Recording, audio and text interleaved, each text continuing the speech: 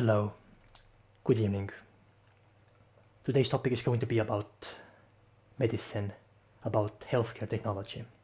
Trigger for this talk comes from an article on Philips' website about, or titled as, Co-Creating People-Centric Stroke Communication Solution.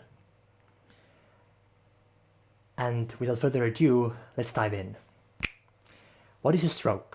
Stroke is a situation when your brain cells, your neurons, do not receive enough nutrients or enough oxygen. That is, there is an obstruction by which the blood is halted, and thus neurons on the way are not receiving the energy to function, and in a very short time period, like within 20 minutes, die. Very simply put. Of course, the minutes here, it could alter one way to another. Like from engineering standpoint, it means that your brain cells are operating assuming that they would receive more energy. Now, my ideation on this, even though there's an article talking about how the problem could be solved using an application or integrated application between the hospital systems and the phones or smartphones and tablets and computers that the people working at the hospitals can use, but they are working on, like what the article is about, hospital-wise communication, so that once the patient enters the door, you will have information flow all the time accessible until they have come up with a treatment. The first diagnosis that it is a stroke and where it is, like located, and then treating it. Now, I'm not a medical student. I don't know how the treatment goes, but from engineering standpoint, what I would do first before you actually get to the hospital, or even how do you detect a stroke? And as it goes as it follows. So first, how do you detect that you have a stroke? There is a method called FAST, which is the face that you have to smile. If one part of your face kind of drops down, then it means that you are unable to control it, as if there was no signal from brain for that part. Hence, you must be suffering from a stroke, or at least there is a very high chance for that. The second is arms. So if you raise your both arm, like this, both arms, then does one of them kind of lean downward, as if you were giving an impulse, and then it gradually goes down, as if you didn't have any more commands running through your hand that would keep the muscle stretched. Actually, the stretching would come from this part, actually. Like the shoulder part is for this motion. Then we have a speech, which is to repeat the simple phrase. Now, if it's stuttering, I don't know, how can you tell the difference between a stuttering, let's say you have some kind of speech disorder, versus that you have a stroke? If there is going to be an overlap, that is, all of those things like face, arm, speech, and time, if all of those give a warning sign, kind of like and operation, in that case you should worry, right? Or is it this one? Well, I don't know about this. And the fourth is the time. So if you observe any of those, okay. So I was rushing too much. I should read before I actually give any suggestions. Okay. If you see any of those signs, then call the emergency number immediately. Do you see a problem here? The problem is that it demands someone to ask it. Ask the person, ask the person, ask the person. As if there was a guarantee that when you're suffering from a stroke, there is somebody going to be next to you. And not just that, but they would ask when this has happened. Maybe you're giving off some sign, oh, headache or something like that, and they would ask those questions immediately. In that case, the delay for or till the notification that yes, you actually are suffering from this, or at least you should go to hospital ASAP, it's very, very short. But what if you have a case where, or when, you have no such information, that you are alone? How do you detect that? Now, I promise to give you an engineering standpoint. First, if there is a stroke in your brain, can you trick your neurons, the ones that are not receiving those nutrients, or at least the localized part, like cluster of neurons in certain part of your brain, to operate at the lower frequency? If you can address the frequency or the clock cycle in small chips on hardware, so that you would have more battery, or like more energy, or another way of saying, you would use less energy for your actual required operations, then what if you only temporarily shut down, or let's say not shutting down, but you're temporarily reducing the performance of your brain in that area, as if you were kind of freezing it in a way, so that by the time you get to hospital, those neurons will or wouldn't be dead. The article states a very, very bold statement here that every minute of time that passes without care, 2 million neurons die in the brain, and which of course means that every hour 120 million neurons die.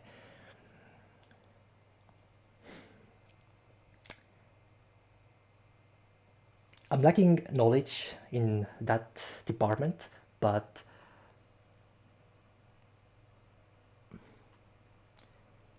I would say if it was possible, right? So if we, okay, let's come down to the neuron now. Neuron is a cell, right? Neuron as a cell has mitochondria inside, the powerhouse, so to speak. That bacteria, which has function only if it is inside the cell, otherwise it would be like a dead one, like a dead cell that becomes alive, right? But what if we can take this mitochondria out? But in that case we would kill the cell anyways, wouldn't we? If we took the battery out, it doesn't mean that the phone is going to, work suddenly. Because the problem is about the things that you are going to feed the energy to, not the one that is power sourcing it. That is, nutrients and oxygen go to the mitochondria first, and there you will have this turned into however the neuron uses it, right? But the cell death, it means that, like, I'm using logical reasoning here. If the bacteria, which is basically the mitochondria, can survive as a dead unit outside of the cell, but it becomes functional inside the cell, then the problem is not in that mitochondria, in that bacteria. Meaning that even if we remove this, we can't really address the problem. Because what actually dies, which cannot be resurrected, is the overall, like all the other, or maybe some other critical part of the cell. How to detect the order of appearance of different components within the cell that go out of order and are irreversibly damaged or irreversibly non-functional without interrupting the brain itself and neurons themselves. That is, what is the earliest detection method by which you can have the warning signals that, oh, there is actually a high possibility or chance for a stroke. It might happen within 15 minutes and 20 minutes. So the person actually hasn't even suffered from it yet, but there are already signs of it, right? And I thought about this brain thing and the blood flow, which is the problem here, like a stroke as an obstruction in your blood. I wanted to say ventilation system, but no, in circulation system. So imagine you have some kind of blockage here, right? Actually, no. Imagine you have a pipe, right? Small pipe. Whatever fluid is flowing here. We have blood in our case, doesn't actually matter what it is. It's some kind of fluid which is pumped at a certain frequency. Like in our case, it's a heart that's doing the job for us. It's like boom, boom.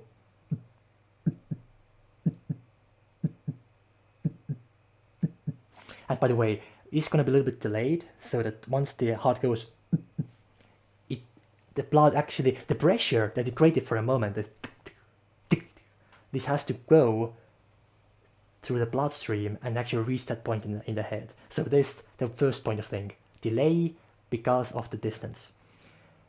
So if you use some kind of heart rate sensor, and you would try to map this as to how the blood in the brain flows, you will have to account for the distance as it would be, or as it is, by the actual blood vessels. Not like, birds fly directly, but blood vessels. Which means you have to know how the blood circulation, how the pipes are oriented in the body, at least in the upper body. How can you detect that there is a stroke without the face? Using technology and preemptively already signaling even the patient itself, or even better, that's another business case here. If you can provide a service that uses whatever technology over the head or inside the body that can detect that there's a high chance for a stroke, and the person, let's say that the person is 50 years of age already, and actually it doesn't matter what age here, but usually the older you are, the higher chance, at least nowadays, in 21st century, 2018. If you have the preemptive signs that you are suffering from a stroke, or you're about to, then hospital, the nearest hospital that can provide that care, or even better, an ambulance that is available, will be notified about this, and you will be taken to the hospital almost immediately, so that you don't even know that you have a problem, because it's kind of hidden from you because you haven't really felt it yet, but the sensors already detect it. The problem with this approach, though, like even as a concept, is that you might have a faulty signal. How can you be sure that this is actually an obstruction, not just like a reduction in the blood flow? You have to, it's as if you're assuming that the blood is always flowing, and you have to measure it. How to measure it? It goes very deep into nano level now. It's as if you need to have some bots there, not bots that are emitting signals necessarily, but okay, they have to emit signals, otherwise you can't notify it. Unless you had some kind of huge headset over your head all the time, which would capture which would read those spots, and if the speed of those spots has been reduced to almost zero, that is, it has reached an obstruction, or it is kind of like floating, like as if the heart pumped and the molecules moved a little bit, like in fluid dynamics, they would like move here a little bit, but since there is no movement in that direction because there's an obstruction here by whatever, then you can see that even though it is moving slightly, like chaotically, it is not moving in a linear fashion. So that would be one way to detect it.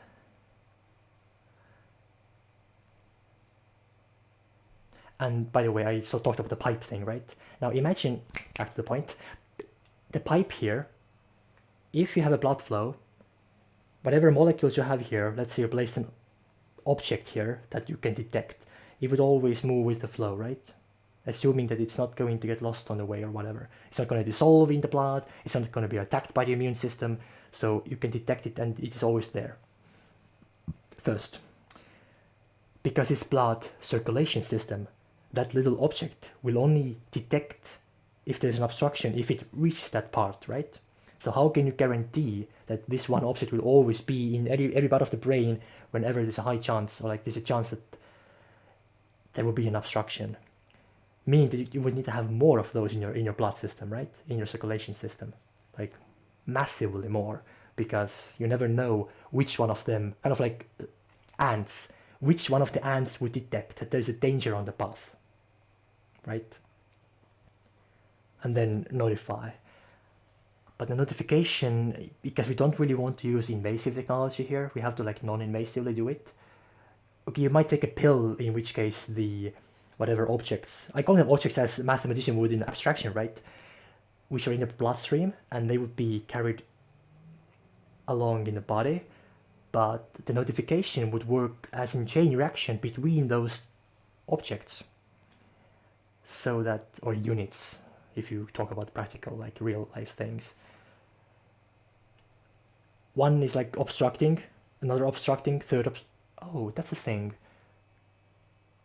If you have an obstruction, can we assume that there is going to be a blockage? That is, if we now had like a scan of the head, for example, then you can detect that there is like a very dense point cloud of those small units or objects, which means that they are not moving, they are like kind of clumped up. Hence, there must be a problem there, an obstruction. And if it happens to be inside of the brain, then the stroke is almost stroke is almost immediate. So we have to act fast. How to do this? How to have something that doesn't dissolve in the blood, can last for, I would say, a month even. Like, again, a business part here, right? That even if it is only like a month, we want to extend it, of course, but let's say it will only be a month.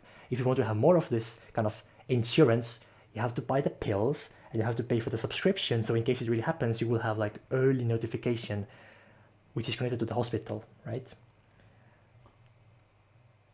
So you would be not paying for the life insurance, but for your brain insurance, literally, or your blood system insurance, whichever fits you best.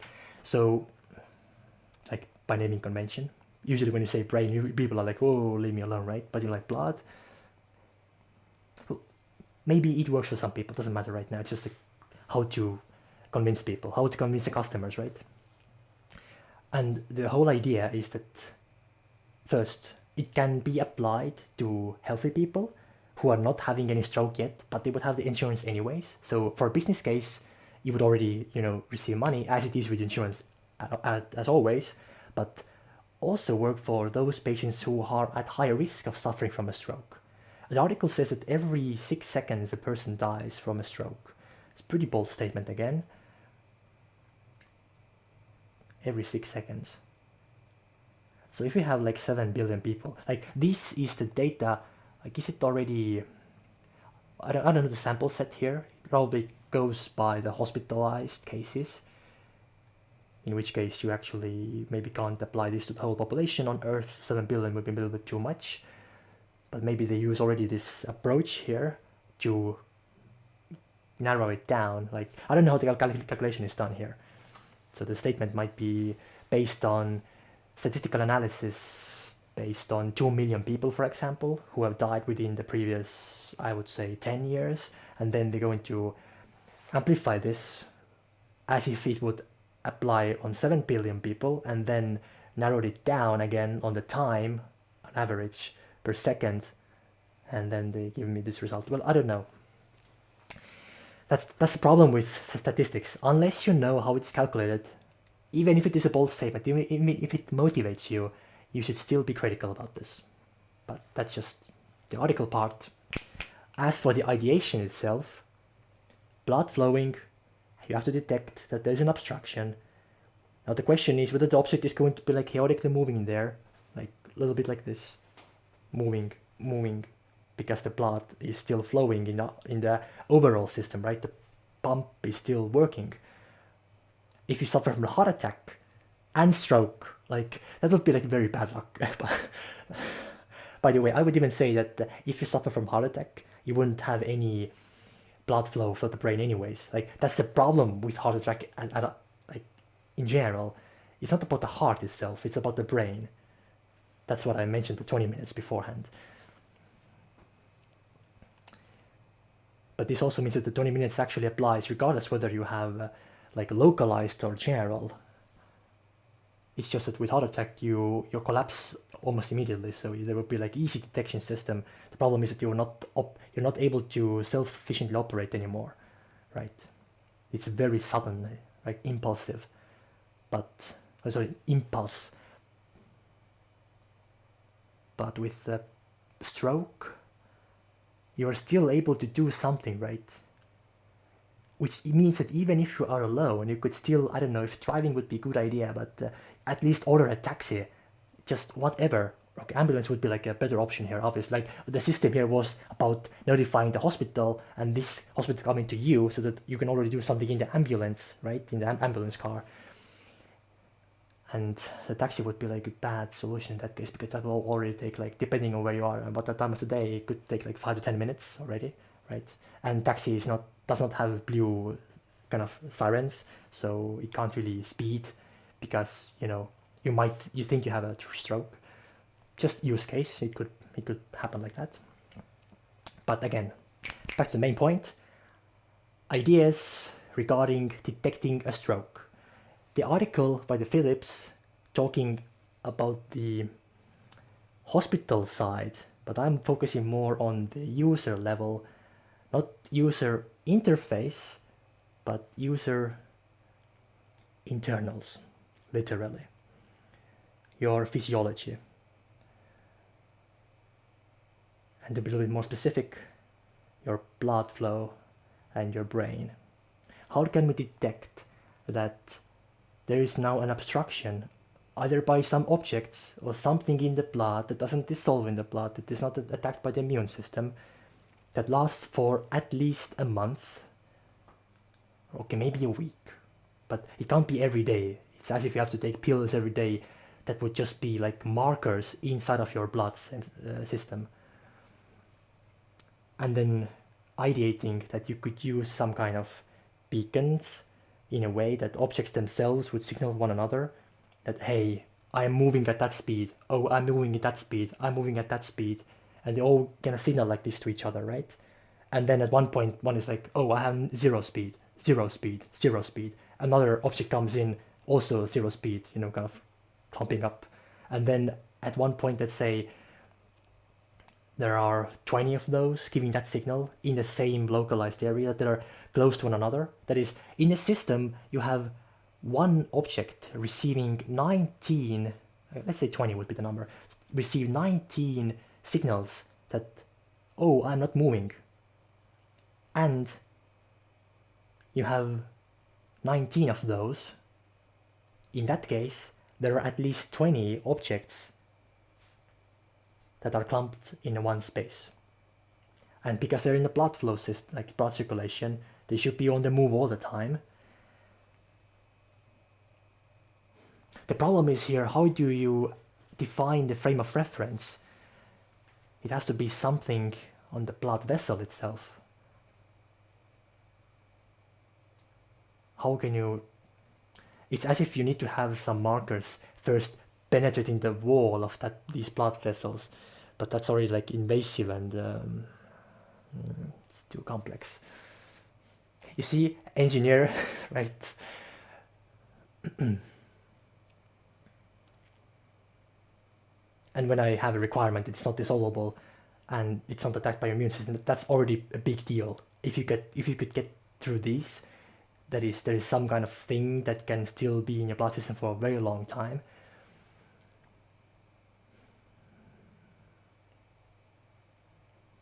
But how do vaccines work?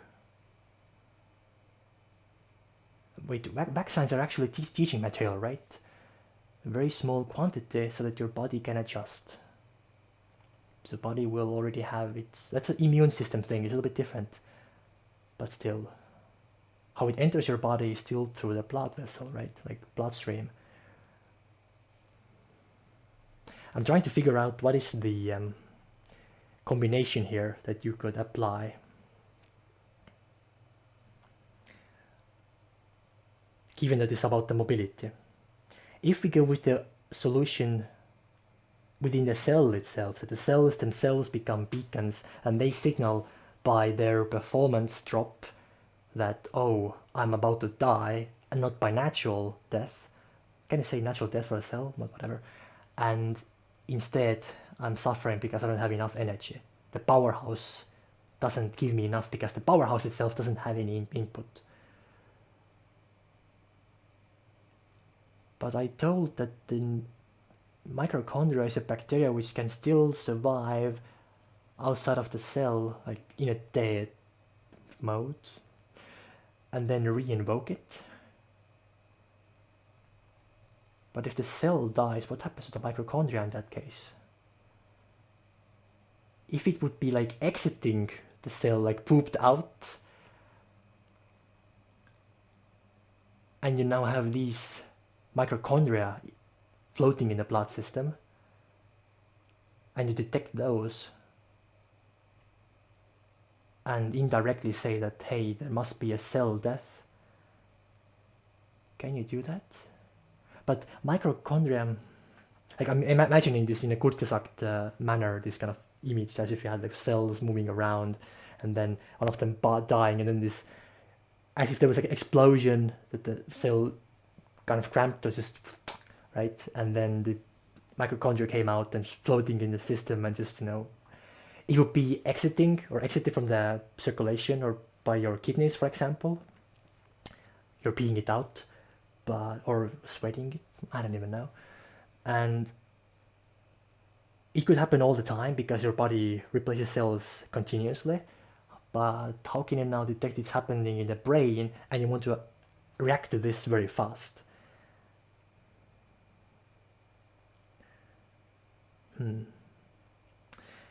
Anyways, enough of the evening slash already all midnight almost. We got 30 minutes. So, trying to wrap up. In summary, number 1, reading an article by Phillips titled Co-creating a people-centric stroke communication solution. And even though this solution is addressed mostly for communication within the hospital, what I am doing as number 2, proposing some ideas regarding stroke detection which doesn't need another human being to be present. There's no fast method here. There is no face, no arms, no smile, and no time. Okay, we have time, of course, that's critical part, but you don't have necessarily somebody standing next to you who would be asking those questions. You could yourself, by the way, do it in front of the mirror if you had that much consciousness and control, but who says that you have a mirror in the room? Who says that you have light in the room that you can see yourself? So it has to be something that you don't even notice, and yet it would be important as a signal that, hey, get to hospital ASAP. Number 3, seeing this as a potential business case for future brain insurance companies or blood circulation insurance. I know it sounds very strange to like put these words together, but it would be about taking some pills or whatever into your body sold by that company and subscribing to the automatic notification system so that once the stroke happens, it can notify nearby hospitals that, hey, we have a problem here, come here ASAP, because by statistics, as we have data from the past, and by real-time data from some other sensors from that or on that patient, or because of the patient's history from in the past, come here quickly. If you are going to delay for 5 minutes, that patient might lose the ability to speak. It's up to you. Can you take that risk? I'm kind of like trying to apply pressure here to the hospital staff, right? Anyways. Number 4, if we have a bloodstream, how can we detect that now we have an obstruction? If the molecule is moving first, let's say we have a crossroad here. One is going there, okay, for you, let's do top view. One is going there, one is going there, third goes here. Usually they are like dispatched like this, up, down, and front. Let's say left, right, and forward, right? But now we have an obstruction here. In electronics, if you have cut wire, that is, there is no electron flowing in that direction, then no electron actually goes into that forward path because it's a dead end. There will be no flow, right? Everything will go here on these two branches, which means that you don't have actual direct saying that we have an obstruction at that part, other than just kind of reasoning it indirectly that, oh, we suddenly have increased blood flow in these two parts because this one is obstructed, because the general blood flow is still the same, right? It's now divided along these two, I can't say wires, but in electronics, but in human body between those blood vessels. So the pressure goes slightly higher in these, right? Because we have obstruction for the forward motion part.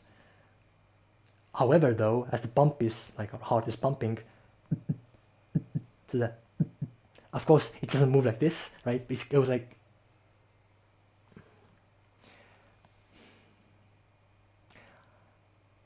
I would like to see what happens in the blood, like on a nano level. If the heart pumps, how does the flow actually go? Is it like actual flowing like this?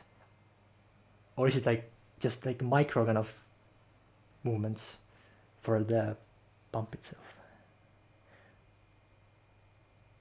I should know better. Anyways, having this pipe detect an obstruction. If you have multiple of those objects, send signals to one another, or if possible, somehow signal the blood vessel, the wall of the blood vessel, that hey, there's no motion here anymore. What can we do about this? Like, and then this somehow reaches without any wires outside of the human body. Maybe some kind of tags on your head or whatever. They have to be like very invisible so that they're not, ruining your face or your head or your outlook, and yet they provide information when necessary. So there are beacons which are hidden, and yet they are beacons as notification, can't say symbols, but by the way, when I'm putting my fingers here, for some reason I'm actually hearing echo, very strange. I'm speaking on that direction, but I still hear whatever. Actually it does, because it goes in 3D, so it kind of bounces back. Heck, yeah, whatever. No noise. So ideation for your brain, for humankind even, like every 6 seconds, right? And for the medicine.